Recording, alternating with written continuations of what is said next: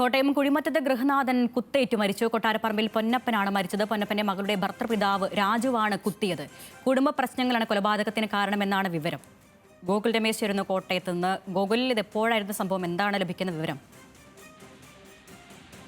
വൈകുന്നേരം 6:30 മണിയോട് കൂടിയിട്ടായിരുന്നു ഇത്തരത്തിലൊരു സംഭവം നടക്കുകയുണ്ടായത്. പനച്ചിക്കാടാണ് ഈ കൊലപാതകം നടക്കുകയുണ്ടായത്. പനച്ചിക്കാട് കുഴിമറ്റം സ്വദേശിയായിട്ടുള്ള പൊന്നപ്പനാണ് ഇത്തരത്തിൽ ഒരാളുടെ കുത്തേറ്റ് മരിക്കുകയുണ്ടായത്. ഈ പൊന്നപ്പന്റെ മകളുടെ അച്ഛനാണ് ഇയാളെ കൊലപ്പെടുത്തുകയുണ്ടായത്. അതായത് ഈ രാജു എന്നാണ് അയാളുടെ പേര്. അതായത് ഈ രാജുവിന്റെ മകൻ ഈ പൊന്നപ്പന്റെ വീട്ടിൽ, അതായത് ഭാര്യ വീട്ടിൽ സ്ഥിരം പോയി നിൽക്കുന്നതുമായി ബന്ധപ്പെട്ട് വലിയ തർക്കം ഇവരുടെ കുടുംബത്തിലുണ്ടായിരുന്നു. അത് ചോദ്യം ചെയ്യുന്നതിന് വേണ്ടി രാജു ഇന്ന് വൈകിട്ട് പൊന്നപ്പന്റെ ഈ പനച്ചിക്കാട് ഭാഗത്തുള്ള വീട്ടിലെത്തുകയും തുടർന്ന് ഇവർ തമ്മിൽ അങ്ങോട്ടും ഇങ്ങോട്ടും വാക്കേറ്റം ഉണ്ടാവുകയും വാക്കേറ്റം ഇത്തരത്തിൽ കുത്തി കൊലപ്പെടുത്തുന്ന സംഭവത്തിലേക്ക് നയിക്കുകയും ചെയ്യുകയായിരുന്നു. ഉടനെ തന്നെ ഈ സംഭവം ഉണ്ടായതിന് പിന്നാലെ തന്നെ അവിടെ ഓടിക്കൂടിയ ആൾക്കാർ ചേർന്ന് പൊന്നപ്പനെ സമീപത്തെ ആശുപത്രിയിൽ എത്തിച്ചെങ്കിലും അദ്ദേഹത്തിന്റെ ജീവൻ രക്ഷിക്കാനായിട്ട് സാധിച്ചിരുന്നില്ല. തുടർന്ന് ഈ പൊന്നപ്പന്റെ വിവരം അറിഞ്ഞ ഉടനെ തന്നെ രാജു വിഷം കഴിച്ച് ആത്മഹത്യക്ക് ശ്രമിക്കുകയും ചെയ്തു.